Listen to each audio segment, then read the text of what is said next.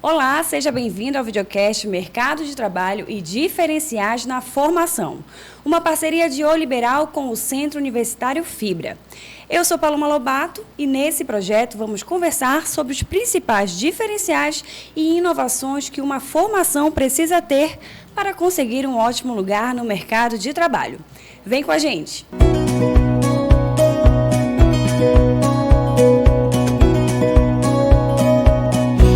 O mercado da odontologia movimenta mais de 90 bilhões de dólares ao ano, sendo considerado um dos maiores mercados do mundo. E mesmo assim possui grande tendência de aumento com a popularização de procedimentos e também a conscientização da necessidade de se cuidar.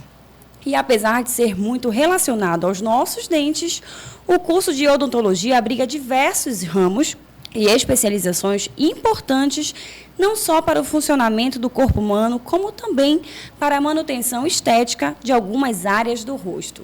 E para conversar sobre o mercado da odontologia e os seus diferenciais na formação, convidamos para participar aqui com a gente do primeiro episódio desse videocast, Michele Leal, que é coordenadora do curso de odontologia, e também Paulo Mecenas, que é coordenador adjunto do curso de odontologia da Fibra.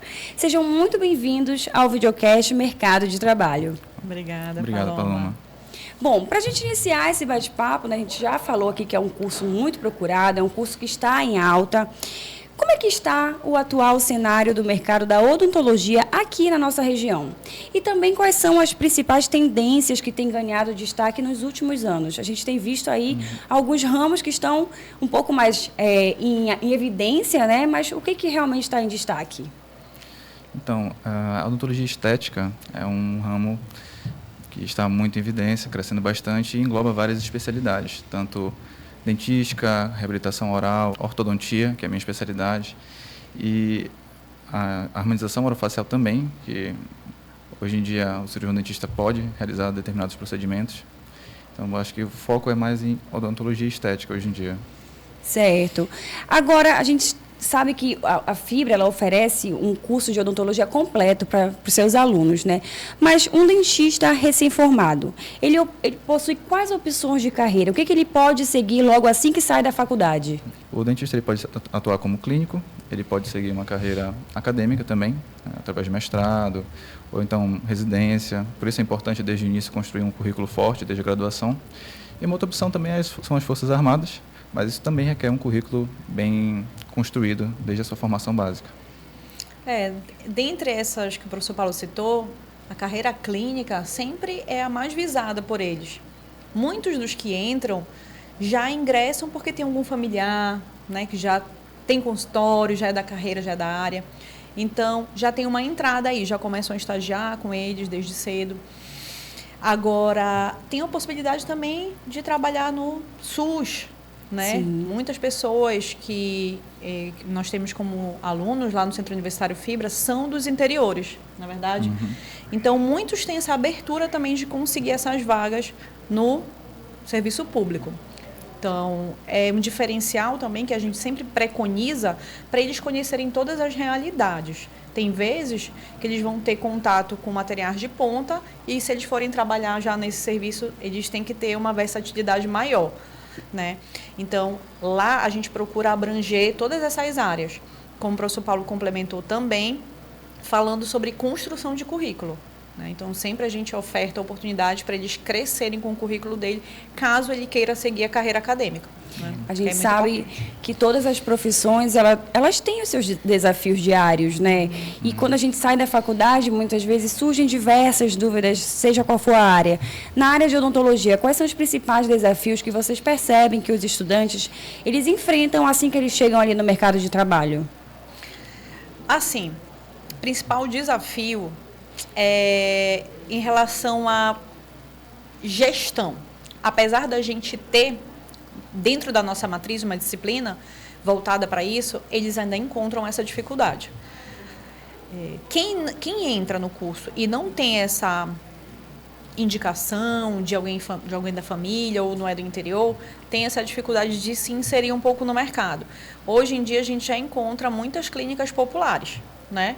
Já encontra bastante. É um ponto positivo, por um lado, para o paciente, né? Normalmente aqueles que têm uma renda baixa, os valores dos procedimentos são menores, então eles conseguem ter esse acesso. Então, é uma porta de entrada para muitos recém-formados, mas a gente sempre pondera com eles para tomarem cuidado, né? Porque eles querem meter a cara em procedimentos já mais complexos. Sim. E a gente já não recomenda isso, né? Então, é uma coisa que a gente conversa bastante. Se você não tiver segurança com aquilo, não tem problema. Indique, encaminhe, né? Com os próprios materiais, né? Às vezes, infelizmente, nessas clínicas, o material é um pouco inferior, então você, às vezes, não consegue fazer aquele procedimento da melhor forma por conta disso. Então, requer alguns cuidados. Com certeza.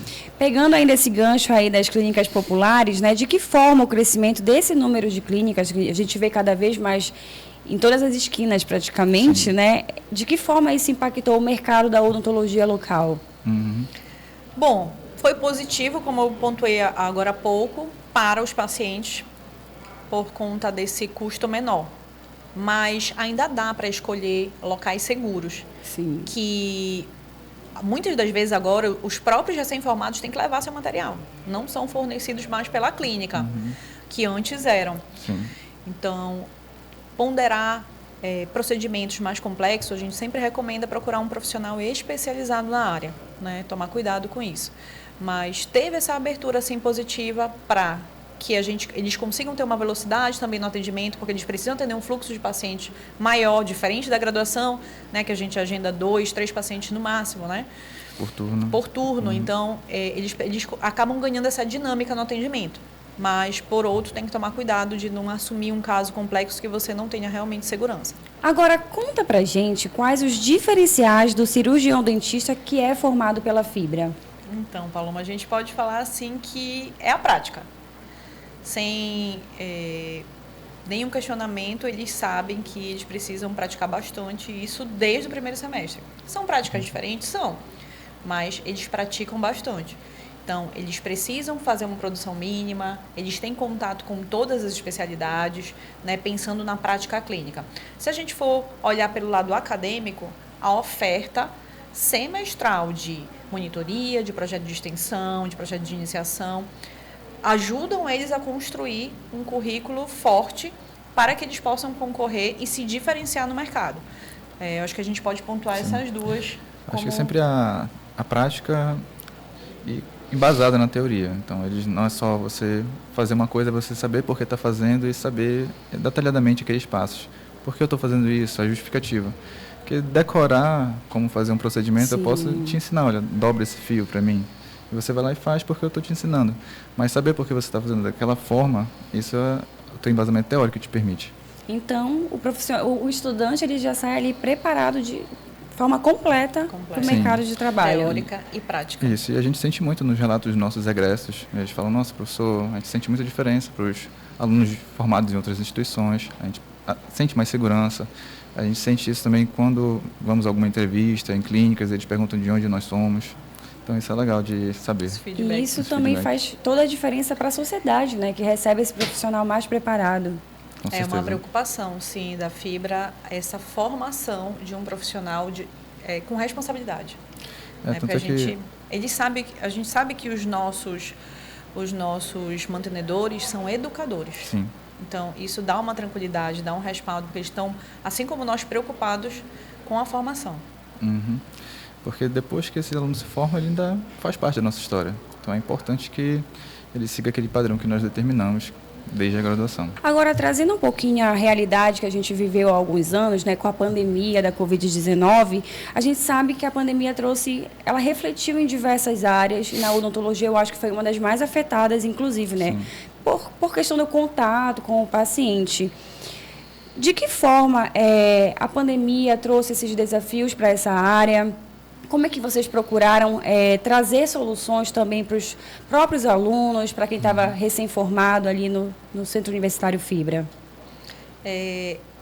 Eu acho que, assim, inegavelmente, todo mundo da área da saúde teve que se reinventar. E nós, por trabalharmos na cavidade oral, a proximidade com que a gente fica, né, com o paciente, com esses fluidos, é muito grande.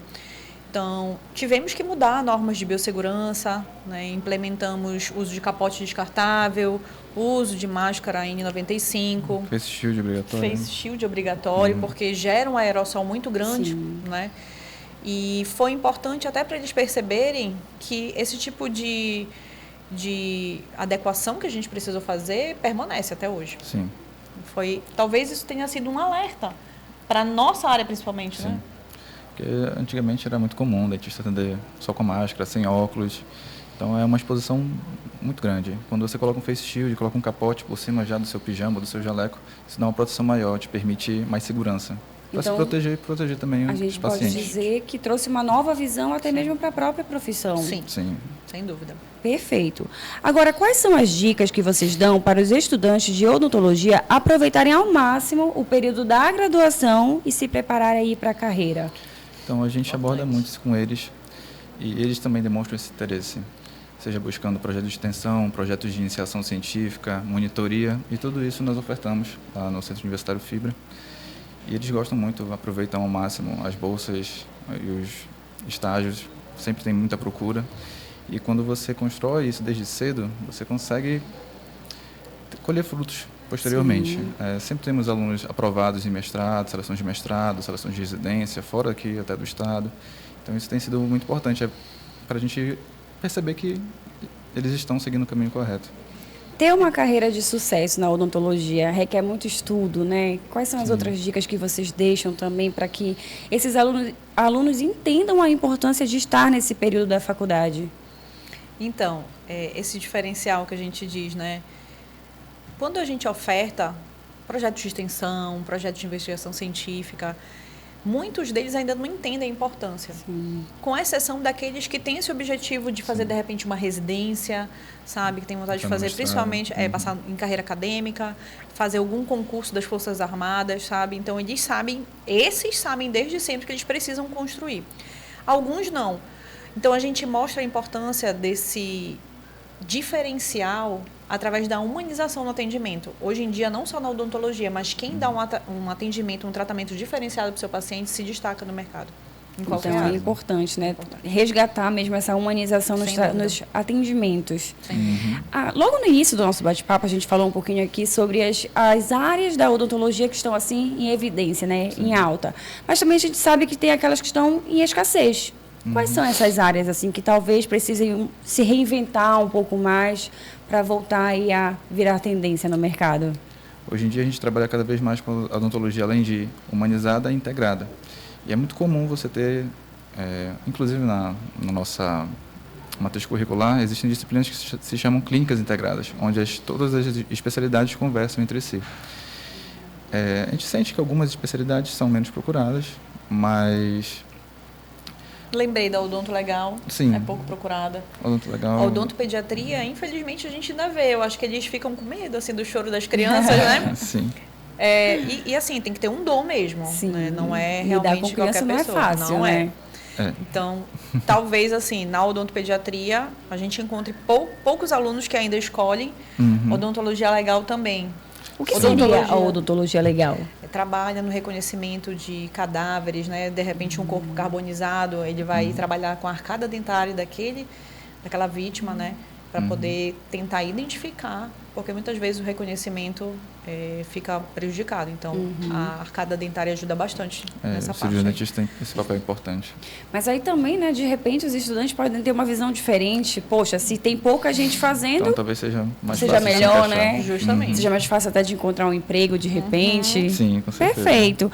Agora, como a especialização ela pode incrementar ainda mais na carreira desse profissional e também falando de dinheiro um pouquinho, né, nesse salário aí que é importante? Sim, sem dúvida. A gente fala assim, como é que ela pode mudar? Sem dúvida nenhuma, quando você se torna especialista, você pratica mais determinada especialidade, determinada área da odontologia, no caso que a gente está falando. Então, vai dar mais segurança, né, para esse profissional atender procedimentos mais complexos. E procedimentos mais complexos requerem um ticket médio de atendimento maior. Então, isso sem dúvida vai ajudar eles nesse aumento do ticket médio deles. Tem que se diferenciar, né? Isso, e alguns procedimentos você só consegue ter segurança de fazer se você for especialista ou estiver cursando a especialização. Por exemplo, a ortodontia, um clínico geral que se forma e quer trabalhar como ortodontista não consegue. Porque aí você não tem essa visão, você não tem esse conhecimento de trabalhar na graduação. E isso é de acordo com as diretrizes nacionais curriculares, as DCNs, que elas direcionam como as matrizes devem ser compostas. Então, hoje em dia, a gente tem uma DCN que visa mais uma formação integrada, generalista, e conteúdos específicos de especialização não devem ser trabalhados na graduação. Isso é uma determinação do nosso Ministério da Educação. Perfeito. Agora, tem muita gente que está assistindo a gente aqui e deve ter aquela dúvida, né? De repente, pensa em fazer odontologia, mas tem aquele receio ou não está seguro para fazer o curso. O que vocês acham que é importante? Assim, o estudante, ele perceber, o que é importante ele perceber que ele realmente, de repente, está pronto ali para fazer uma odontologia? Difícil a pergunta. Mas assim, muitos já, quando eles entram, a gente pergunta o que motivou você a entrar no curso? Muitos se inspiram nos seus dentistas quando eram crianças. Sim. Muitos se inspiram nele. Então, isso que vai definir tá vendo como a humanização no atendimento influencia tanto? Aquele profissional que às vezes não é da família da pessoa, influenciou o paciente dele a escolher essa profissão. Sim. Né? Então, normalmente a gente diz assim, é dom. Já tivemos pessoas que ingressaram no curso, pararam no 8º semestre porque não era o que queriam. Ou às vezes até se formam e não querem exercer a profissão. Exercem, né? Eu tenho um outro lado da moeda porque meu pai é dentista, então sempre tive essa inspiração. E no meu caso, já tinha uma clínica pronta, né? Já tinha emprego garantido. E foi muito mais fácil a inserção no mercado de trabalho. Eu agradeço a Deus todos os dias por isso. Mas quem não tem, é um pouco mais difícil, a gente sabe. Odontologia é um curso caro, isso não é segredo para ninguém. E você vai ter esse investimento retornado após um médio e longo prazo. De cara é muito difícil você conseguir repor tudo aquilo que você investiu. Mas é um curso que vale a pena ainda. Eu faria de novo, mesmo se meu pai não fosse dentista. Ótimo. Agora, o que eu devo fazer se eu quiser cursar o curso de odontologia no Centro Universitário Fibra? E também quais são os primeiros passos aí que eu devo seguir para ingressar na profissão? Então, a gente tem alguns modos de você adentrar no nosso processo seletivo. Temos o vestibular tradicional, então a cada semestre nós temos algumas seleções. Temos também a transferência, você pode fazer um vestibular interno para solicitar uma transferência dentro da Fibra, ou então também, se você estiver fazendo um curso fora da Fibra, você pode solicitar também. Segunda graduação. Segunda graduação. Né? E a nota do Enem também. Nota do Enem também. Serve como uma porta de entrada. A gente conseguiu tirar muitas dúvidas, com certeza, né? Se a gente deixar...